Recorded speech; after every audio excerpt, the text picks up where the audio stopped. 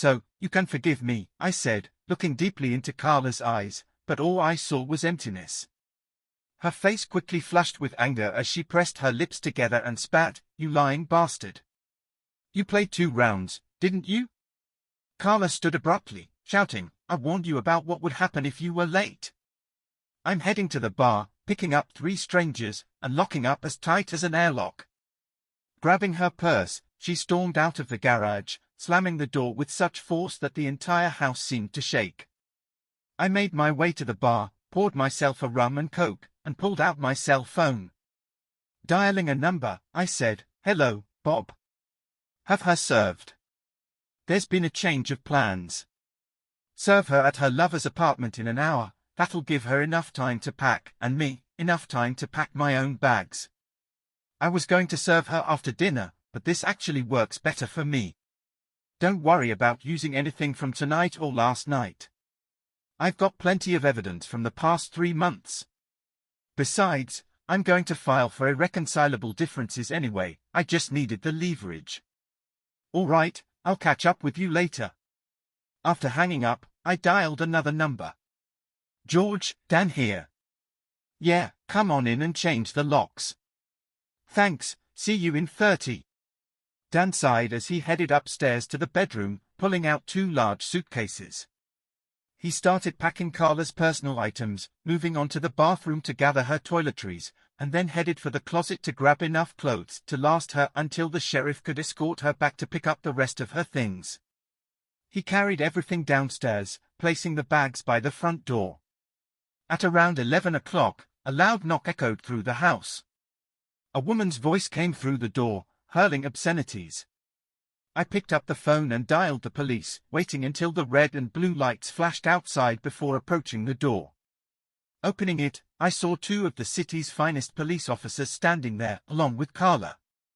I figured it would be smart to be polite to the larger officer in front of me. "Can I help you, officer?" I asked. "Mr. O'Shaughnessy, your wife claims you locked her out of the house." "Yes, sir, I did. But it's not her house, it's mine. Here's the deed, and as you can see, it's in my name.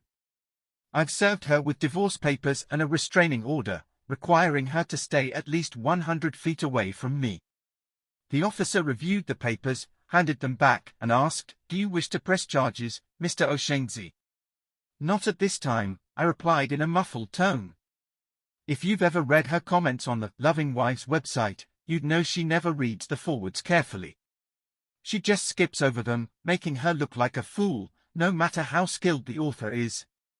"Officer, please let Mrs. O'Shaughnessy know to contact her attorney, and he will contact mine. We'll arrange for a neutral party to help pick up her belongings.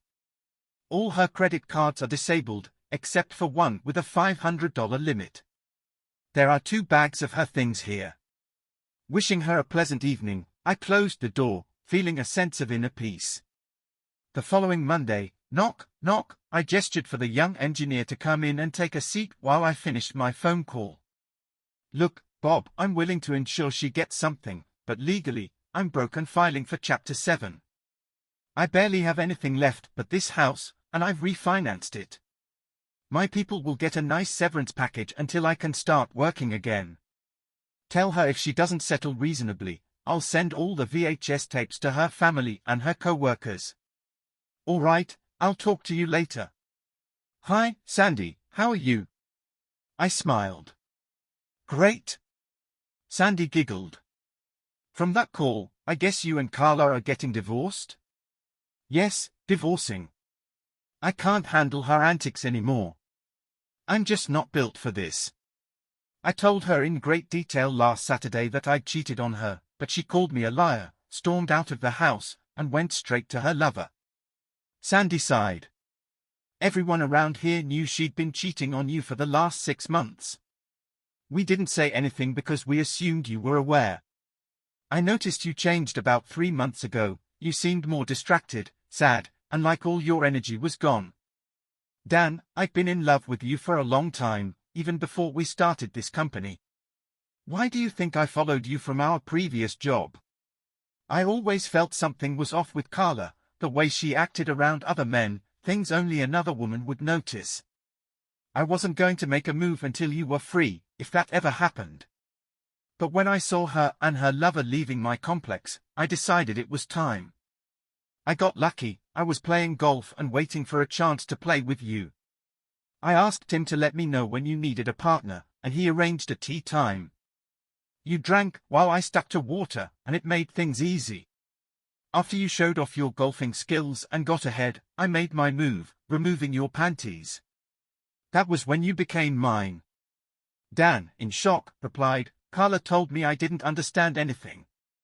I guess I was prey, and that makes you a sexual predator. Sandy smiled, nodding. Yes, but you resisted, and you went back to the house. Well, you know how that turned out.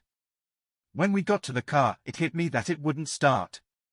Lucky for me, you didn't even try to start it. When you needed the bathroom, I realized this was my moment. I was going to have sex with you, even if I had to tie you to the bed. Dan chuckled. I know some people might think you're just as guilty of cheating as Carla, but my marriage had been over for a long time. You just gave me the push I needed. I guess I always knew what was happening and was waiting to pull the trigger. Jesus, Dan muttered, I don't understand anything. Just then, the door swung open and Carla stormed into the room. You son of a... My lawyer told me we're broke, and the company's insolvent. Dan, towering 6 inches over his 5 feet 9 inches wife, stood intimidatingly. Sit down, Carla, if you want to talk, or I can call the police and have you arrested. Carla looked to her right and saw Sandy standing up to face her. Carla screamed, Dan! Is this the woman you were with this weekend? Sandy stepped closer to Carla and retorted, You foolish cow. If you hadn't been hanging around and fighting off half the men in this town, you'd still have him. Believe me, he had no clue what I was up to. I just wanted to be his first choice after he divorced you, his cheating girlfriend. Come on, Harford, I'll pull your lips over your head and shut you up. And don't even get me started on size here. I've had bigger and smaller, but let me tell you, this man knows exactly how to use what he's got. The man knows how to have fun. Let me ask you this, have your boyfriends ever cuddled up with you after sleeping together, or making love? Dan, though, he cuddled with me, for God's sake. Both of you, sit down and shut up, Dan demanded sternly. Carla sat down, taking a submissive posture in the chair opposite him.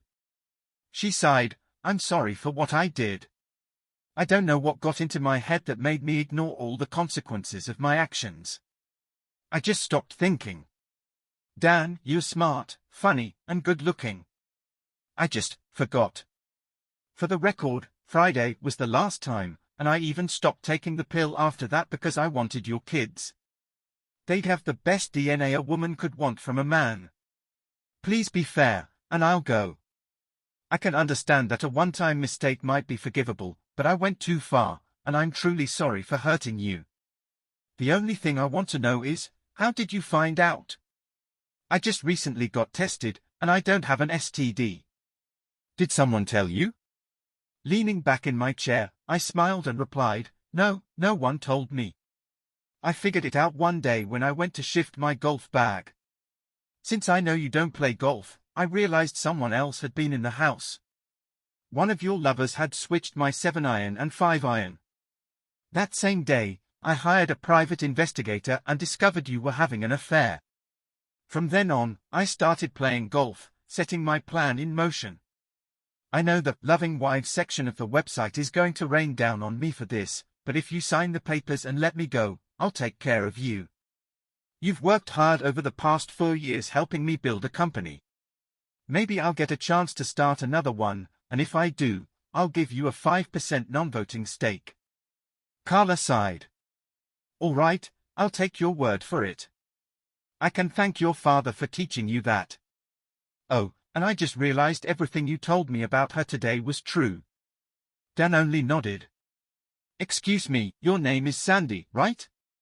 I've seen you at company outings. Yes, Sandy replied. Please take care of him, he deserves it. I'll be back, Carla cried as she stood up. I'll go, and I'll sign the papers today. Dan exhaled deeply, letting out a sigh of relief. Then there was another knock at the door. "Come in," Dan called out. A man entered. "Are you Mr. O'Shaughnessy?" "Yes," I answered. "You've been served. Please sign here." "What the hell is this?" I muttered, taking a letter opener and slicing through the envelope. I pulled out an 8x10 glossy photo and a VHS tape. "What the hell is this? Are you suing me, Sandy?" "Yes, I am," Sandy smiled. "Sandy, I'm broke. I've spent all my money paying you guys severance to keep it away from Carla. What do you want?" Sandy replied, "I know about your new turbofan design that will make jet engines 20% more fuel efficient. It's going to be worth millions." "And how much is this going to cost me?" Dan asked, staring at her. "Not money, but sex." Dan couldn't believe his ears. "Let me get this straight, you're blackmailing me for sex? How often?" Sandy giggled. "I'd say at least 2 to 3 times a day, maybe 5 to 10 times on the weekends. Starting right now." Dan stared in disbelief. "Under the new sexual harassment laws that Bill Clinton just passed, not only can I sue you, but you could go to jail. So, you've got a choice, be with me or end up with Bubba. Which do you prefer?" Dan, grinning from ear to ear, asked, "What else do you want?" "If you don't want money, that's okay, I'm not offering." Sandy replied, "You said you'd give us each a 5% stake in the new company. How long will this blackmail last?" Sandy grinned. "Oh honey, I'm thinking at least 40, maybe 50 years. No money needed, I think I'll get everything I need from you when I have 5 or 6 of your kids. What have you got to lose, Dan? I love golf, you love golf. I love sex, you love sex. We're perfect for each other." Dan laughed. "When does this blackmail start?" Sandy moved around the table, pushed my chair back just far enough to stand between me and the table. She lifted her pencil skirt to reveal she was wearing thigh-high stockings and a garter belt, but no panties. I muttered, "No panties?" She sat on the edge of the table, placing her feet on the arms of my chair. Leaning back demandingly, she said, "Now come here and entertain me until I pass out." Seeing no other option, I complied. 30 minutes later, I collapsed back into the chair, drenched in sweat.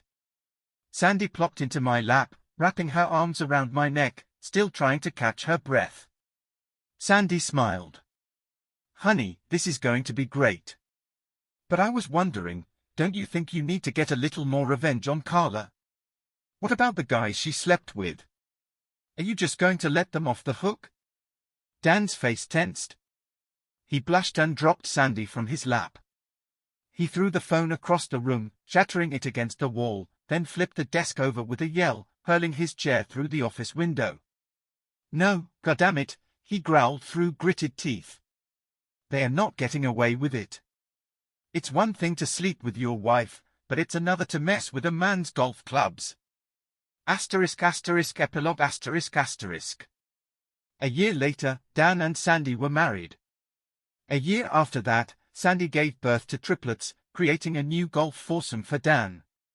But she wasn't done yet. 2 years later, she gave birth to a baby girl, followed by twins 18 months after that. Dan often joked that he had to keep her pregnant to cut down on the sexual blackmail and give himself a break. His lawyer later informed him that the statute of limitations on her claims would expire in 10 years, and Dan ordered his lawyer to never tell her about it. One final note, when I lived in Atlanta years ago, there used to be a fundraising event at a private golf course. For $5,000 a head, you could play a round of golf with a stripper from a famous local club. They'd pull the pin and stand at the hole while you teed off. I never joined in, but from what I heard, the tips for most of the girls exceeded the cost of admission.